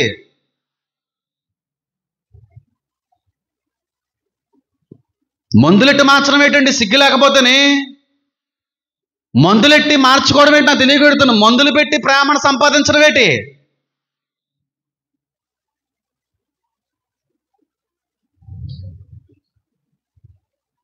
సిగ్గుండాలి. నీకు ఆలోచన లేదులే, నువ్వు మంచిదానివే. మరి అమ్మ బాబులు చెప్తున్నప్పుడు అన్నా నీకు అనిపించాలి కదా, అదేటో అదే అలా చేయమంటావా? చిచ్చి చిచ్చి చిచ్చి అలా చేయకూడదు, తప్పది. ముందెట్టమంటావేటి? నేను నీకు పెట్టాడా మా నాన్న? ఏ నాన్న మీ ఆడుకు పెట్టావా? మరి మా ఆయనకి ఎట్టమంటావేటి నువ్వు అని అనాలరా. నువ్వు పెట్టావేటి? నాన్న అలాగే మార్చుకున్నావా? నేను మార్చుకోను, నా మొగుడిని అలాగా, నా ఇంటి వాళ్ళు అలా మార్చుకోను. మందులెట్టి నేను ప్రార్థన చేసి మార్చుకుంటాను, నీతిగా బలికి మార్చుకుంటాను. నా భర్త మారినప్పుడు మారుతాను, మందట మార్చడం ఏంటే అని ఎదురంతావు. అలా మాటకు లోపడవు. నీ మనసాక్షిని చంపుకోలేవు మంచోడు అయితే. ఎవర్రా బాబు ఇక్కడ అంత దరిద్ర గుట్లు ఎవరున్నారా? మందులెట్టి బ్యాచ్ ఉందట ఇక్కడ.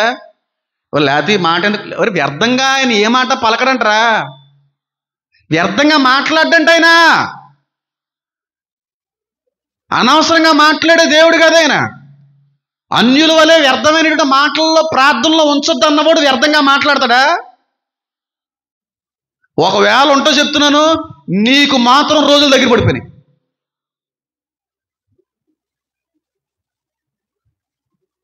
ఈ మాట అంటున్నందుకు నన్ను క్షమించాలి, సంక నాకిపోతావు నువ్వు. నీ వెనకటి తరం నాశనం అయిపోద్ది. నీ శరీరం నాలి అన్నాడు. నీ శరీరం కాని శరీరాన్ని లోపరుచుకోవడానికి మందులు మాపులు పెట్టి మార్చే దుర్మార్గులు ఉన్నటువంటి రోజుల్లో ఉన్నాం మనం. నీవు మంచిదానివి, మంచివాడివి కానే చెప్పండి కాదు. నేను ఎలా ప్రేమించావో బయట నుంచి వచ్చిన భర్తను అలాగే ప్రేమిస్తావమ్మా. మొగుడికి మందులు పెట్టి ఎంతమంది భర్తలు అర్ధాంతరంగా చచ్చిపోయిన వాళ్ళు లేరు? ఎంతమంది ఆరోగ్యాలు పాడైపోయిన వాళ్ళు లేరు? అది ఎవతో పనికి మాలింది చెప్పిందని చెప్పి మేక మాంసంలో కలిపెట్టు, కోడి మాంసంలో కలిపెట్టు, నీ చేత్తోనే పెట్టు.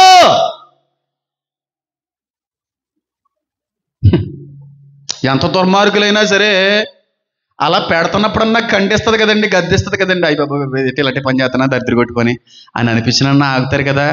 అయినా ఆగకుండా మనసాక్షి ఆగు అని మనసాక్షిని చంపేసి నీ పంతాన్ని నెగ్గించుకుంటావు చూడు, నువ్వు చెడ్డవాడివి.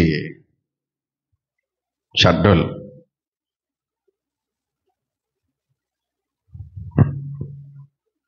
ప్రార్థన ద్వారాగా పరిస్థితులు మారతాయమ్మా, మందుల ద్వారాగా కాదు. నీ భర్త మారాలని కోరుకునేటువంటి వ్యక్తి అయితే ప్రార్థించి మార్చుకో. మీ అత్తయ్య గారు నీకు అనుకూలంగా సానుకూలంగా ప్రవర్తించట్లేదా, ఒక వ్యతిరేకంగా చూస్తా ఉన్నారా? ఆ అత్తయ్య గారి యొక్క మనసును మార్చగలిగేటువంటి వాడు దేవుడిని చెప్పి అత్తగారి కొరకు ప్రార్థించడం తప్పు లేదు. కానీ అత్తమామలను పాడేసుకోవడానికి మందులు అడ్డపెట్టండి. పెద్దలు చేస్తూ ఉంటారండి. వాస్తవానికి చిన్నవాళ్ళకి అలాంటి అనుభవాలు ఉండకపోవచ్చు. వెనకటి దరిద్రులు ఉంటారు కదా, వాళ్ళు నేర్పుతూ ఉంటారు. నీకు తెలియట్లేదే, తాతయ్యతో ఎలా ఉండాలో నీకు తెలియట్లేదు, మామయ్యతో ఎలా ఉండాలో నీకు తెలియట్లేదు, బుసిబుసి నవ్వులు నవ్వాలి, అందమైన మాటలు పలకాలి, వాళ్ళని ఎలా ఫ్లాట్ చేయాలో నీకు అర్థం కావట్లేదు పిచ్చిదోనా అదవా. ఒరే నువ్వు సత్తే ఉంటుందిరా నీకు నరకంలో. ఎవరో కూడా అడుగుతూ చెప్తాడు వాళ్ళ జీవితంలో. నేను ఇంకా వాళ్ళ మీద నాకు మంచితనం రాదు, అందుకే వద్దు అలాంటి అడగను నేను. ఉన్నారులే తెలిసిపోతుంది, లేకపోతే ఎంత ఖచ్చితంగా ఎందుకు మాట్లాడతాడైనా. అత్తను బొట్టలో వేయాలంటే ఈ మాటలు పలకాలి. తాతను ఎలా ట్రాక్ చేయాలి నీకు తెలుస్తలేదు, అత్తగారిని ఎలా ట్రాక్ చేయాలి అర్థం కావట్లేదు నీకు, పిన్నిని ఎలా ట్రాక్ చేయాలి అర్థం అవ్వట్లేదు నీకు, వీళ్ళతో ఎలా ఉండాలి మాట్లాడడం రావట్లేదు, ఎలా మాట్లాడాలి అన్నప్పుడు మనసులో వాళ్ళ మీద ఏ ఇష్టం లేదు, కానీ వాళ్ళు అన్నారు కాబట్టి నటిస్తూ మంచి వాళ్ళ మాట్లాడుతున్నప్పుడు మనసాక్షి గద్దించదు. తప్పుడు దాన్ని అలా మాట్లాడతావు, వాళ్ళ మీద అంత కోపం పెట్టుకుని అంత ద్వేషం పట్టుకుని అంత పగెట్టుకుని మంచిగా మాట్లాడడానికి మనసులాగా అవుతుందని మనసాక్షి ఊరుకో, నీకు తెలియదు వాళ్ళు చెడ్డోళ్ళు. ఎంతమందికి అర్థమవుతుంది? న్యాయంగా ఉండాలండి, కరెక్ట్గా ఉండాలి. మనిషి అంటే క్రైస్తుడు అంటే కరెక్ట్గా ఉండాలి, నీతిగా ఉండాలి, రైట్గా ఉండాలి. మాట్లాడితే రైటే. పిల్లల దగ్గరికి వెళ్ళాడు వేసే వాళ్ళు అన్నట్లకి రైటే, నువ్వు అన్నట్టే స్ట్రైట్గా మాట్లాడుతున్నాను అన్నాడు. బాబా ఎందుకు వచ్చిందిరా బాబు అని వెళ్ళిపోయాడా. స్ట్రైట్గా ఎక్కడున్నా మరణం అనేటువంటిది నీకు ఎదురైనా సరే కరెక్టే మాట్లాడతావు, ఉన్నదే మాట్లాడతావు, స్ట్రైట్గా మాట్లాడతావు, రైట్గా మాట్లాడతావు. వీళ్ళు యథార్థవంతులు. అమ్మో తప్పించుకోవడానికి ఈ మాట అంటే ఉండవు. స్ట్రైట్ ఎక్కడున్నా రైట్గా ఉంటాడు వ్యక్తి, క్వాలిటీగా జీవిస్తాడు వ్యక్తి, జెన్యూన్గా జీవిస్తాడు వ్యక్తి. అందరూ బాగుండాలనుకుంటారు, మంచితనం ఉంటే ఒకటే. మళ్ళీ చెప్తున్నాను చూడండి, నేను బాగుండాలి, నాతో ఉన్న వాళ్ళందరూ బాగుండాలి, నాకు చెడు చేసేటువంటి వాళ్ళ కొరకు కూడా మంచి చేయాలి, ఇది మంచితనం. ఆటోల మీద రాస్తుంటారు చూడండి, నేను బాగుండాలి, అందరూ బాగుండాలి, అందులో నేను ఉండాలి. ఉత్తినే అదంతా అబద్ధం. నేను ఒక్కనే బాగుండాలి అని రాస్తే బాగోదని, అందరూ బాగుండాలి అందులో నేను ఉండాలి అని రాసుకుంటాడు వెనకాల. అది నిజమని అనుకుంటున్నారా మీరు? పెద్ద అబద్ధం. అందరూ బాగుండాలి అందులో నేను ఉండాలి అనుకున్నవాడు ఆటో ఎక్కించుకున్న తర్వాత అయ్యో పాపం ముసలిది, అయ్యో పాపం గర్భిణి అని చెప్పి డబ్బులు తీసుకోవడం. నీకే ఆ మొత్తం సీట్ అంతా అయిపోతుంది, ఎంత గొడుపు ఉంది, మొత్తం ఇద్దరు ప్యాసింజర్లు డబ్బులు ఇచ్చాయంటే వీడు. వెనకాల బోర్డు తగిలించుకున్నవాడే అందరూ బాగుండాలి అందులో నేను ఉండాలన్నవాడే ఆ గర్భిణీల మీద కనికరం ఉండదు, ఆ భిక్షగాల మీద కనికరం ఉండదు. వాళ్ళందరూ మంచోళ్ళు. మీకు అలా రాసుకుంటే మంచోళ్ళు అయిపోతారా? అందరినీ ఒకేలా చూస్తామమ్మా, అందరి మంచి కోరుకుంటామమ్మా. ఎప్పుడు చెడు కోరకల్లా మంచి ఉన్నవాడు తెలుసా? మళ్ళీ చెప్తున్నాను, ఈ ఆత్మఫలంలో ఉన్నటువంటి మంచితనం కానీ మనలో ఉంటే ఒక వ్యక్తి పాడైపోవాలని ఎప్పుడు కోరుకోలేం, ఒక వ్యక్తి చెడిపోవాలని ఎప్పుడూ కోరుకోలేం, ఒక వ్యక్తి ఎప్పుడూ బాగుండాలి. చిరకాలం వర్ధిల్లాలి, నాకంటే బాగుండాలి, నాకంటే వర్ధిల్లాలి, వాళ్ళు అనుకున్న అన్నీ కూడా వాళ్ళు సంపాదించాలి అని అనుకుంటా ఉంటాం. ఒకళ్ళు బాగుంటే చూసి ఏడవలేము, చూసి వారవలేరు కొంతమంది. ఒకళ్ళు బాగుంటే తట్టుకోలేరు కొంతమంది. వాళ్ళు భయంకరమైన దుర్మార్గులు. వాళ్ళతో మాత్రం జత కట్టకండే. వాళ్ళతో పాటు నిన్ను కూడా దేవుడు నరకంలో నడిపించేస్తాడేమో, జాగ్రత్త. ఒక వ్యక్తి ఎదుగుతుంటే సంతోషించేవాడు మంచోడమ్మా. ఒక వ్యక్తి బాగుంటే ఆనందించేటువంటి వాడు సంతోషం ఆనందించేవాడు మంచోడమ్మా. ఒక వ్యక్తి బాగుంటే ఏడ్చేవాడు ఎప్పుడూ కూడా దుర్మార్గుడే. నా ఎదుటున్న ప్రతి ఒక్కడు కూడా బాగుండాలి, నా ఎదుటివాడు ఎప్పుడూ కూడా మంచిగా ఉండాలి, నా వాళ్ళందరూ గురించి కూడా మంచి కోరుకునేవాడు మంచోడు.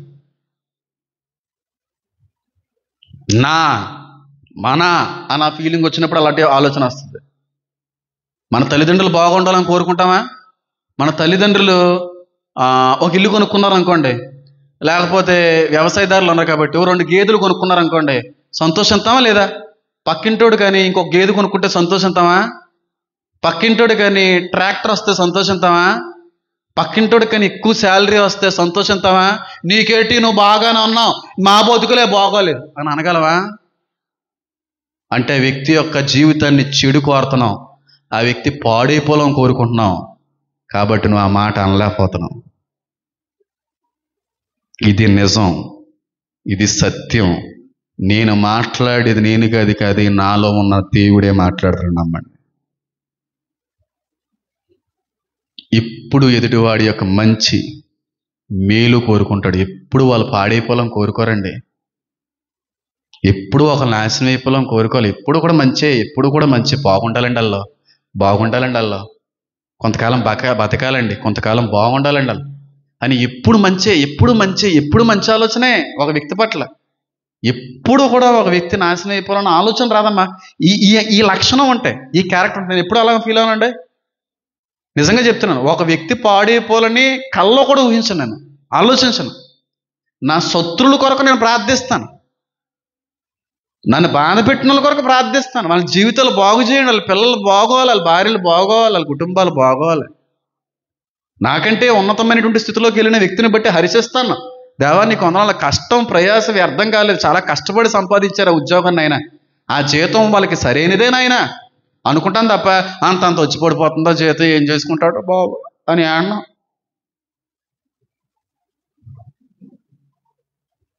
యేసుక్రీస్తు ప్రభువు వారు ఒక మాట అంటారు, నరుని యొక్క హృదయంలో ఏదైతే ఉన్నదో అదే నోటి మాట నుంచి బయటకు వస్తుందని. నిజం చెప్తున్నాను. ఆ మాటలు అంటున్నారంటే వాళ్ళు బుద్ధి ఎలాంటిదో అర్థమవుతుందని అర్థం. క్యారెక్టర్ని బట్టే మాటలు వస్తాయి. స్ప్లిట్ మాటలు అవన్నీ కూడా దొరికేస్తారు. అలాంటి మంచితనము అనేటువంటి దానికి ఏకైక సరైన నిర్వచనం ఒకటే, అందరూ బాగుండాలి.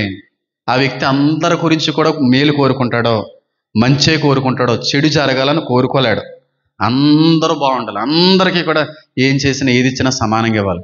ఎందుకు ప్రేరేపణ వచ్చింది కాబట్టి చెప్తున్నాను. పేరేదే చెప్పను, ఇక్కడికి సంబంధించిన వాళ్ళు అయితే కాదనుకోండి. చాలా కష్టపడి సంపాదించి, ఇలా కష్టపడి ప్రయాసపడి ఒక చక్కటి స్థితిలోకి వాళ్ళు వెళ్ళారు. ఉద్యోగాలు సంపాదించడంలో కావచ్చు, లేకపోతే ఇంటిని నిర్మాణం చేసేటువంటి విషయంలో కావచ్చు, రక్తాన్ని చెమటగా మార్చి కష్టపడి సంపాదించినటువంటి దంపతులు, భార్య భర్తలు. అయితే వాళ్ళకి పిల్లలు లేరు, చాలా కష్టపడ్డారు. ఓ మాటలు చెప్తున్నాను చూడండి, రక్తాన్ని చెమటగా మార్చారు. రక్తాన్ని చెమటగా మార్చేసి చాలా ప్రయాస, చాలా కష్టపడి మొత్తానికి ఆ 2 గోరింకలు మంచి ఇల్లు కట్టుకున్నాయి. ఆ గోరింకలకి పిల్లలు లేవు. ఆ గోరింకలు వృద్ధాప్య దశకు వచ్చేసినాయి. పిల్లలు లేరు, కష్టపడ్డాం, సంపాదించుకున్నాం, ఉన్నది ఏదో ఉంది. మరి అలా వదిలేస్తే గాలి ఎగిరేటువంటి గెద్దలో లేకపోతే కాకులు ఎత్తుకుపోతాయి కదా.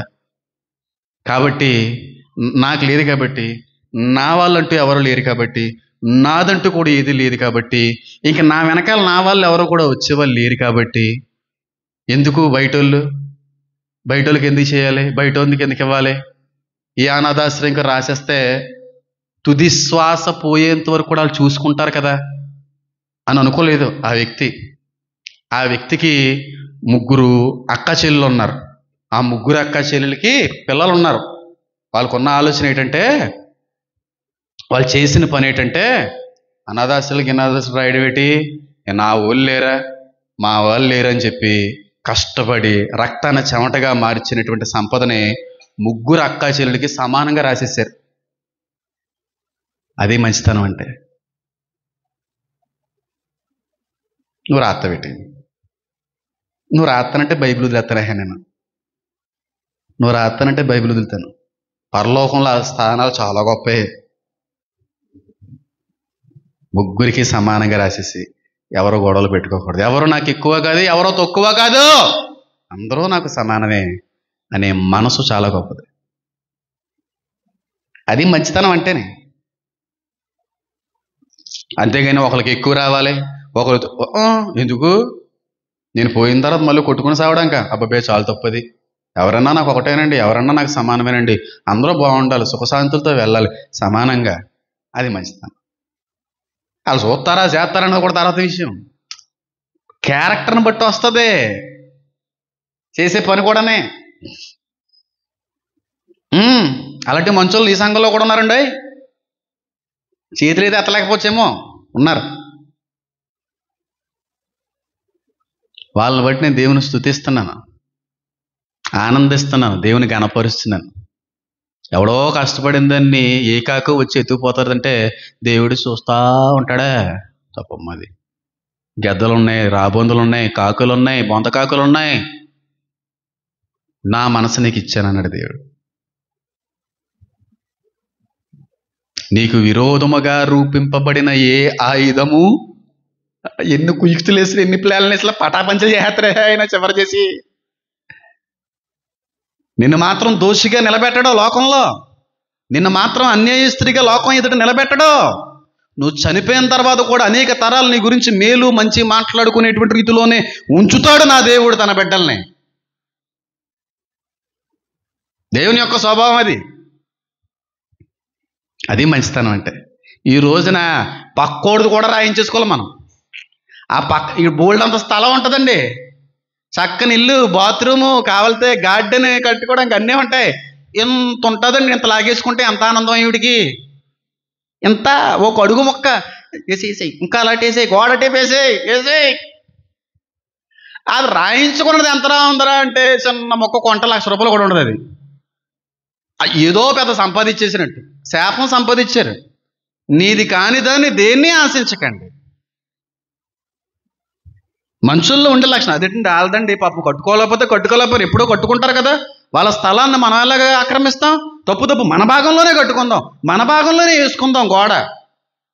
లేరు కాబట్టి, అడిగేవాళ్ళు లేరు కాబట్టి, చూసేవాళ్ళు లేరు కాబట్టి కొంచెం కదిపండి, కొంచెం అలా జరపండి, స్థలాన్ని అలా జరపండి అంటారు. సిగ్మాలో చేసే పనులు. ఆ చిన్న అడుగు స్థలం ఒక 6 తరాల శాపం అనిపిస్తారు అలా వెనకాల. అస్సలు ఎవరిది కోరుకోమ్మా, ఎవరిది ఆశించమమ్మా, ఎవరిది కూడా ఇష్టపడం, ఎవరిది కూడా మనం పొందుకోవాలనే ఆలోచన కూడా ఉంటుంది. నీది నీవుగా నువ్వు కాపాడుకుంటావు అంతే. నువ్వు కష్టపడిన దాన్ని కోరుకుంటావు అంతే. నువ్వు కష్టపడిన దాన్ని పొందుకోవడానికి ఇష్టపడతావు అంతే. అది మంచితనం అంటే. ఎంతమందికి అర్థమైంది? అర్థమైన గుమ్మల దగ్గరికి వెళ్ళిన తర్వాత ఎలాగో వదిలేస్తాం పాస్టర్ గారు మేము అన్నట్టుంటే, నేను మాట్లాడేది పరిశుద్ధాత్మని గురించి. ఆయన దుఃఖపరిస్తే ఏముంటుందో కూడా మీకు తెలుసు. ప్రకటన గ్రంథం కంటే కూడా డేంజరస్ టాపిక్ ఇది.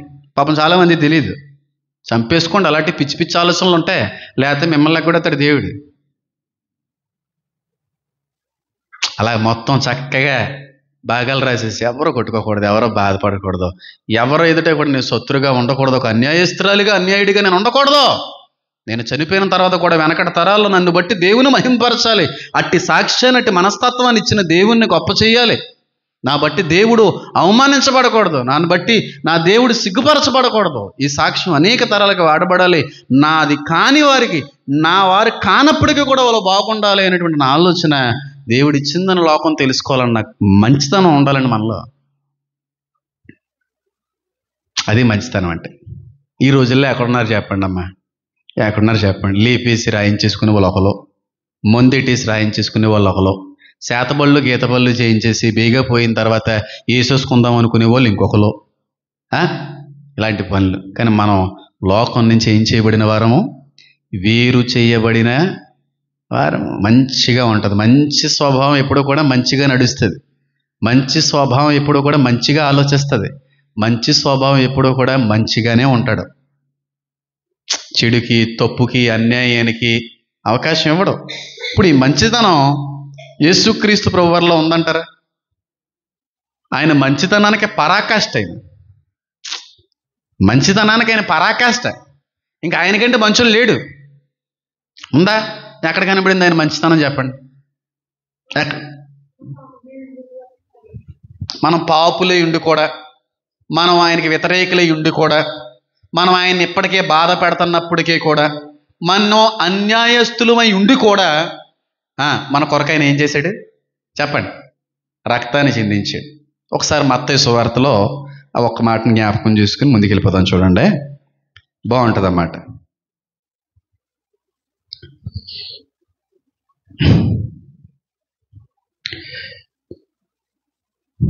ఎక్కడది మర్చిపోయాను.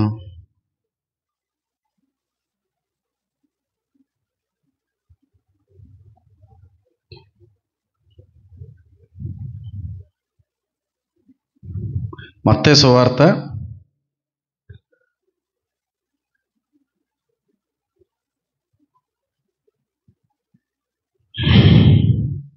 ఎక్కడది?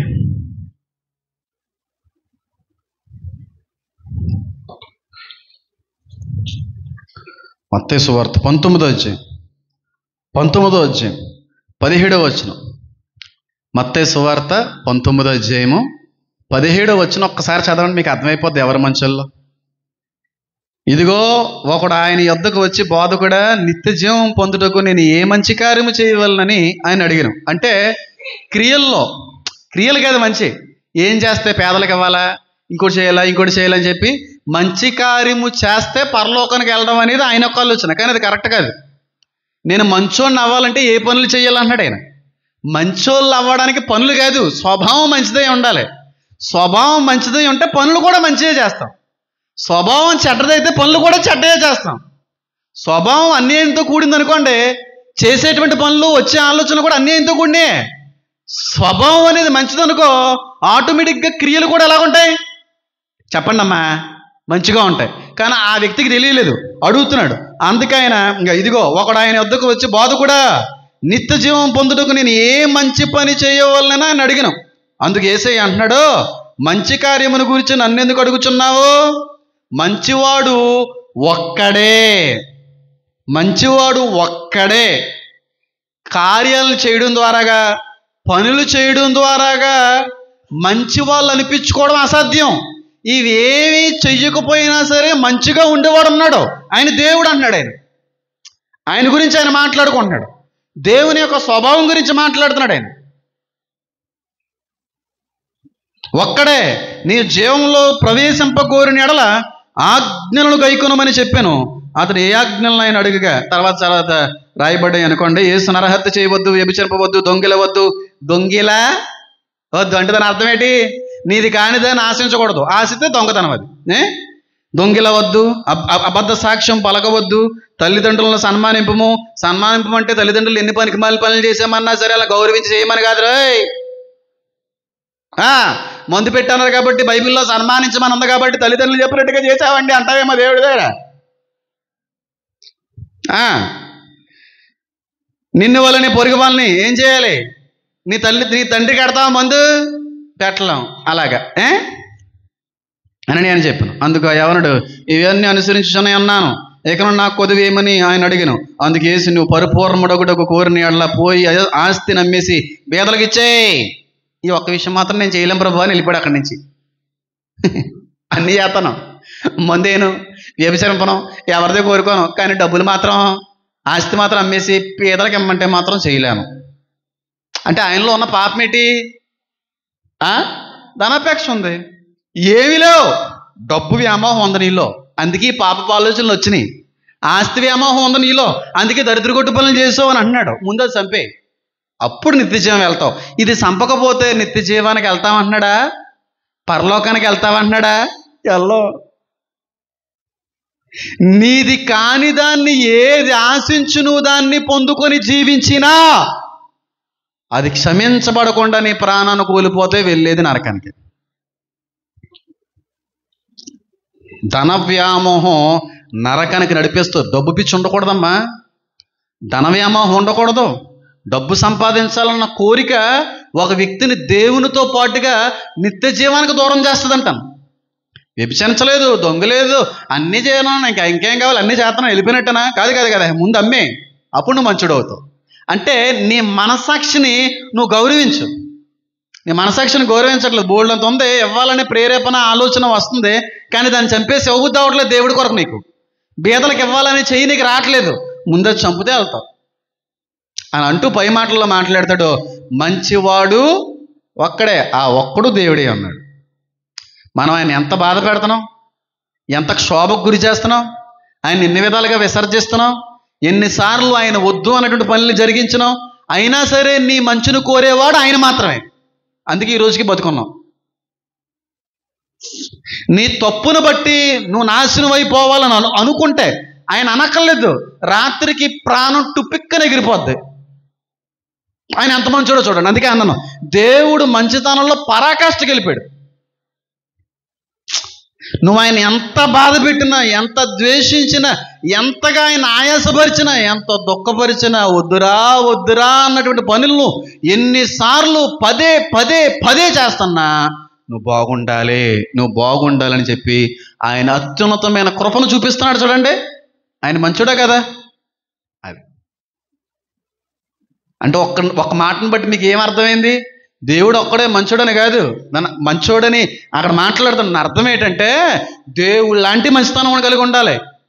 ఆయనకి ఎంతమంది ఎన్ని విధాలుగా చెడు చేసినా లోకం బాగుండాలని కోరుకునేవాడు ఆయనే. ఆయన లోకాన్ని ఎంతో ప్రేమించాడు కనుక లోకం కొరకు పాప పరిహారార్థ బలిగా రక్తాన్ని చిందించాడు. ఆయన మంచోడు.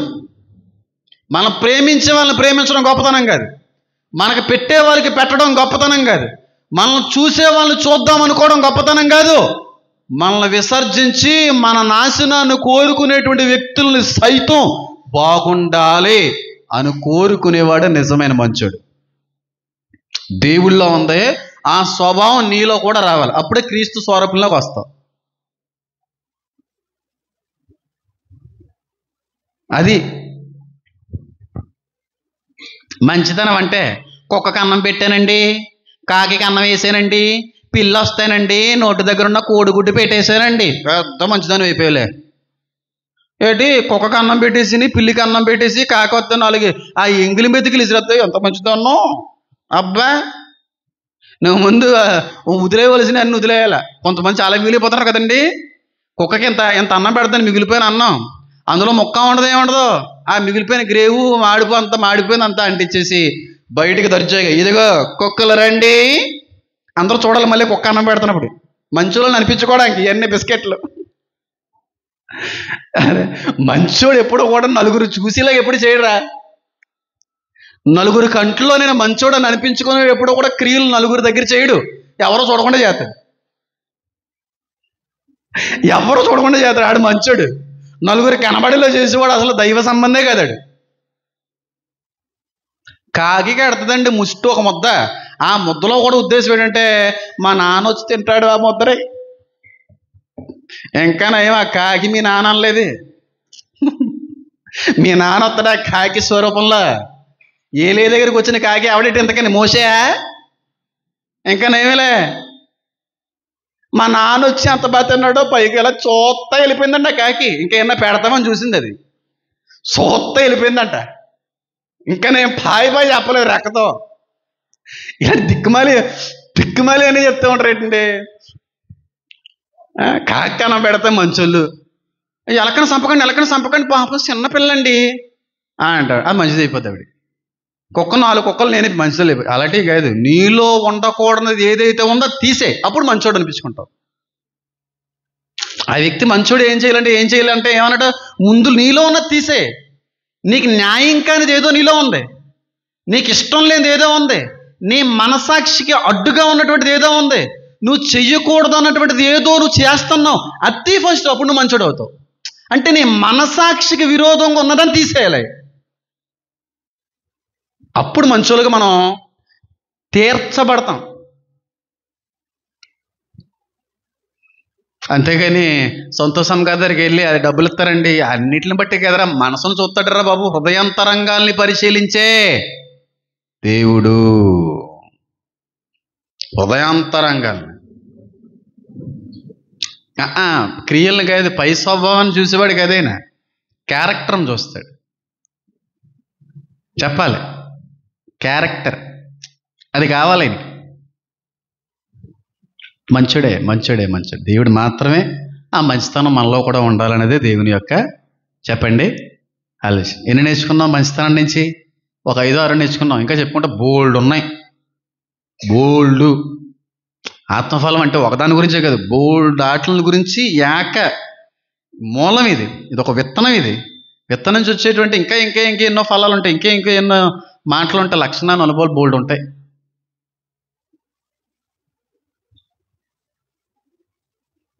నిక్కచ్చిగా ఉండాలి, క్లియర్గా ఉండాలి, స్ట్రైట్గా ఉండాలి, జెన్యూన్గా ఉండాలి, క్వాలిటీగా ఉండాలి, కరెక్ట్గా ఉండాలి. ఎవరి గురించి అయినా సరే స్ట్రైట్గా మాట్లాడాలి, కరెక్ట్గా మాట్లాడాలి. ఆడు మంచోడు. యథార్థంగా ఆరాధించాలి, నిన్ను నువ్వుగా దేవుడి దగ్గర ఒప్పుకోవాలి. కృతజ్ఞత విషయంలో, యథార్థంగా ఇచ్చే విషయంలో చాలా కరెక్ట్గా ఉండాలి. ఇరుగుపోలు వాళ్ళు ఏది ఆశించలేము. మనసాక్షికి విరోధంగా ఏ పని చేయలేం. మనసాక్షి చెప్పిందే చేస్తాం. వాడు మంచోడు. వాళ్ళు ఎట్టమన్నారండి, వీళ్ళు ఎట్టమరగాడి పెట్టేశారండి మందు. వాళ్ళతో పాటు నిన్ను కూడా ఎక్కడ ఎత్తనాడు?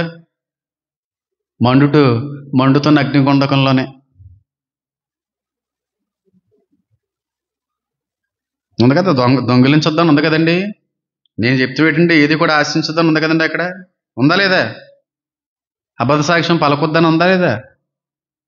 ఎన్ని అబద్ధాలు ఆడుతున్నాం, ఎన్ని వెళ్ళిపోతావా? అన్నిటిలో కరెక్ట్గా ఉన్నాం ప్రభా. కానీ బేతలకి లేనోళ్ళకి ఆస్తి నమ్మేసి ఇవ్వడం అంటే చాలా కష్టం. నిజంగా ఇందాక ఒక వ్యక్తి గురించి చెప్పాను చూడండి, 2 గోరింకల కోసం నిజంగాలకు డబ్బు పిచ్చి ఉన్న వ్యక్తులైతే, నిజంగా పీసినాసోళ్ళే అయితే అందరూ అనుకుంటున్నట్టుగా అంత కష్టపడిన దాన్ని ముక్కు మొఖం తెలియని వాళ్ళకి ఎందుకు పంచుతారండి? పీసినాసోళ్ళు అయితే కష్టం యొక్క విలువ తెలుసు వాళ్ళకి. పీసినాసోళ్ళండి, వండుకోరండి, తినరండి, డబ్బులు ఖర్చు పెట్టరండి. అబ్బా, కష్టపడి రక్తాన్ని చెమటగా మార్చిన సంపదనే వేరే వ్యక్తులకి పంచేటువంటి అనుభవాలు ఉన్నారు వాళ్ళు. వాళ్ళు మంచోళ్ళు, వాళ్ళు పీసినోళ్ళు కాదు, వాళ్ళు ధనాపేక్షలు కాదు, డబ్బు పిచ్చోళ్ళు కాదు. వాళ్ళు కష్టం యొక్క విలువ తెలిసిన వాళ్ళు, డబ్బు యొక్క విలువ తెలిసిన వాళ్ళు. అంత బేగా ఎవరికి తీర్పు తీర్చొద్దని అందుకే బైబిల్ సెలవిస్తా ఉంది. ఎవరేంటో నీకు తెలదు, నాకు తెలుసు అంటాడు దేవుడు. పిచ్చోళ్ళారా, ఏం తెలుసా మీకు దేవుడి కోసం, వాక్యం కోసం? మంచితనానికి పరాకాష్ఠకి వెళ్ళిన వాళ్ళు కూడా ఉన్నారు సంఘంలో, చెప్పని పేర్లు. మిగతా వాళ్ళు బాధపడతారు, అది నాకు ఇష్టం లేదు. మనుషులు చాలామంది ఉన్నారు ఇక్కడ. క్రియల్లో మంచితనం ఉన్న వాళ్ళు ఉన్నారు, స్వభావంలో మంచితనం ఉన్న వాళ్ళు ఉన్నారు, వాళ్ళ నడవడికల్లో, వాళ్ళ ఆలోచనలో మంచితనం కలిగి ఉన్న వాళ్ళు ఉన్నారు, దాతృత్వంలో మంచితనం కలిగి ఉన్నవారు ఉన్నారు. బోల్డ్ మంది ఉన్నారు. అందరి పేర్లు నేను ప్రస్తావిస్తే వాళ్ళకి దేవుడు కనపరచవలసింది నేను కనపరచినట్టు అయిపోతాను. కాబట్టి నేను చెప్పను. నీది కానిది ఏది కూడా నువ్వేం చేయలేవు, ఆశపడలేవు. అందరూ బాగుండాలి, అందరూ మంచి కోరుకోవాలి, ఎవరు కూడా పాడైపోకూడదు. ఆడు మంచోడు. అది మంచితనం అంటే. మంచితనం క్రియలతో ముడిపెట్టకండి, క్రియలతో కాదు, స్వభావంలో మంచితనం ఉండాలి. ఇది ఉండాలి. దేవుళ్ళు అది ఉంది.